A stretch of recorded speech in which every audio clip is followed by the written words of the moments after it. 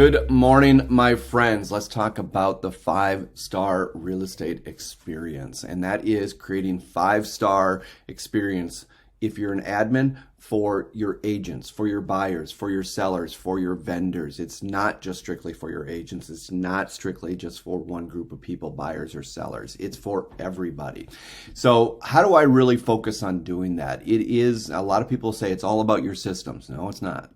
Okay, nothing is all about your systems. The fact is that when I look at systems, if you look at these graphics on here, look onto the left-hand side of the page, there are 4 ingredients for me anyways in systems. You need to determine what your standards are. Then you need to create a system that helps you achieve that standard. We'll talk about that in a second. Then learn, once you've created, you know what those standards are, you've created the systems that help you achieve those standards, you still got to know how to communicate those, okay? Whether you're communicating what those systems are that help you achieve what standards to your buyers, your sellers, or your agents. You have to know how to communicate that. And let's just be honest, communication is a learnable skill. It just is. And then you might have standards. You might have systems that help you achieve the standards. But it's whether we honor the systems that help us achieve the standards. So it's not all about systems. It's about systems that we will honor. And it's not all about systems that we will honor. It's about systems that help us achieve a determined standard. So that can get fairly complex. It seems just simple and common sense to me, but the fact that so many use the general statement, it's all about systems, I think people have come to really believe that because it's such a standard phrase. It's just not true. It's not true. It's not enough.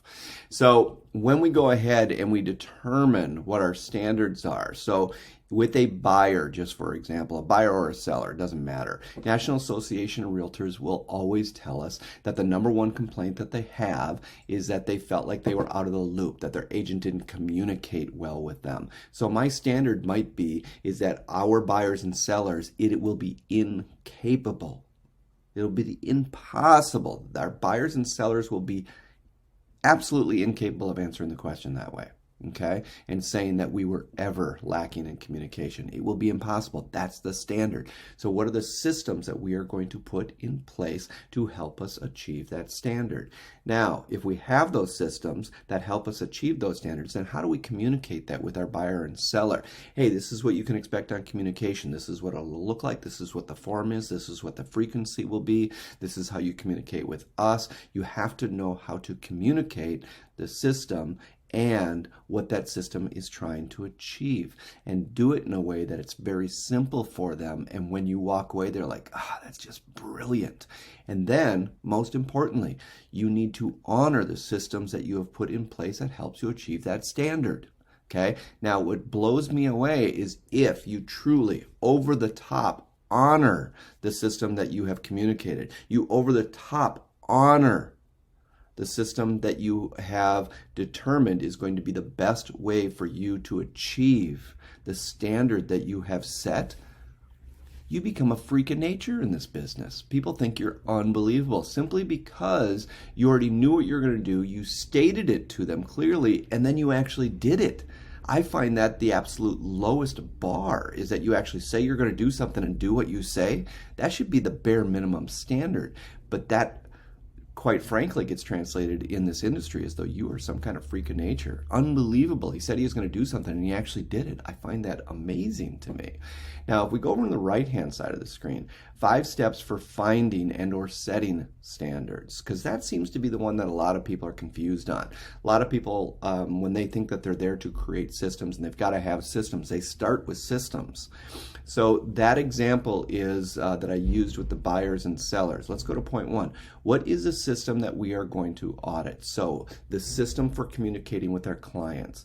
Now, can this system be broken down into smaller parts? So that system is a system of communication. Can I break it down into smaller parts? Yes. What is the system for communication with my agents? What is the system for communication with my buyers and sellers? What is the system of communication with my vendors? What is the system of communication with my team members, leadership, staff, anything? So it can be broken down into smaller parts. Now, what is the standard that we are trying to achieve for that specific area? Okay, so we went with systems, broke it down into smaller parts, and then I'm going to take just one of those parts, which I did with the buyer and seller, and say, what is the standard with the buyer and seller that we're trying to achieve? Then I build a system. I build or design a system that will help achieve that standard.